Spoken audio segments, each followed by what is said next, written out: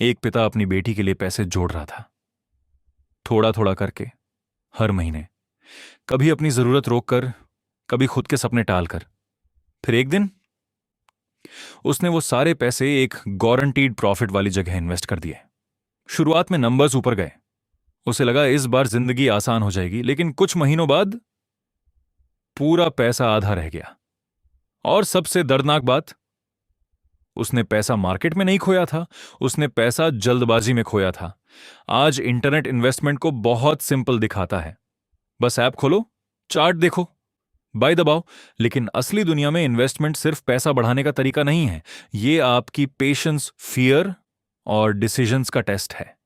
क्योंकि मार्केट पहले रिटर्न्स नहीं देता, पहले प्रेशर देता है।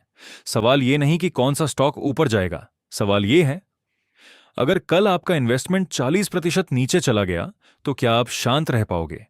यहीं पर ज्यादातर लोग हार जाते हैं। इन्वेस्टमेंट की दुनिया में नॉलेज कम, बिहेवियर ज्यादा इंपॉर्टेंट होता है।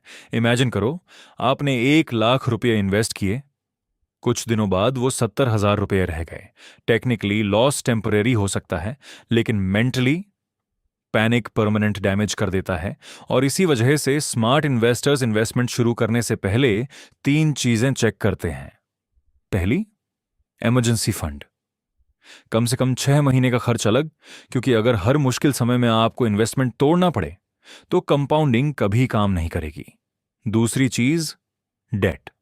ये आयरनी है, लोग 12% रिटर्न कमाने के लिए इन्वेस्ट करते हैं, लेकिन उसी समय क्रेडिट कार्ड पर 36% इंटरेस्ट भर रहे होते हैं। मतलब सामने से पैसा आ रहा है और पीछे से तेजी से निकल भी रहा है। तीसरी चीज, साइकोलॉजी। सोशल मीडिया ने इन्वेस्टिंग को कंपटीशन बना दिया है। कोई प्रॉफिट्स दिखा रहा है, कोई लग्जरी लाइफ, कोई ओवरनाइट सक्सेस, और धीरे धीरे लोगों को लगने लगता है कि स्लो ग्रोथ फेलियर है। लेकिन हिस्ट्री कुछ और कहती है। हर बबल के समय लोग सोचते हैं इस बार सब अलग है, और हर क्रैश के बाद रियलिटी वापस आ जाती है।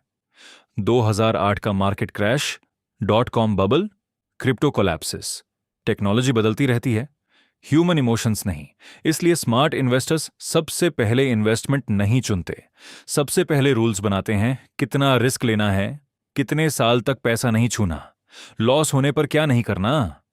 क्योंकि फाइनेंस में कई बार पैसा बनाने का सीक्रेट सही अपॉर्चुनिटी पकड़ना नहीं होता, गलत फैसलों से बचना होता है। और शायद यही सबसे अनकंफर्टेबल ट्रूथ है। इन्वेस्टमेंट का सबसे इंपॉर्टेंट डिसीजन पैसा लगाने के बाद नहीं, उससे पहले लिया जाता है।